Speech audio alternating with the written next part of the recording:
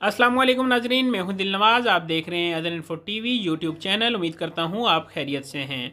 आज है दिन बरोज़ हफ्ता और हम लॉकडाउन की वजह से अपने घर में बैठे हुए हैं और कारोबार हमारा बंद है, लेकिन फिर भी हम आपके लिए लेके आए हैं एक ख़बर कि PIA की 2 परवाज़ें हफ्तावार शुरू हो गई हैं सऊदीया के लिए।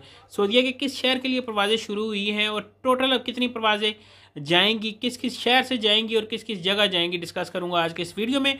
वीडियो शुरू करने से पहले अपने देखने वाले नाजरीन से गुजारिश करूंगा, अगर आपने हमारे चैनल को सब्सक्राइब नहीं किया तो इसको कर लें सब्सक्राइब और साथ में मौजूद घंटी का बटन दबा दें ताकि हमारी नेक्स्ट भी आने वाली वीडियो आपके पास पहुंचती रहे और आपकी मालूमात में इजाफा होता रहे।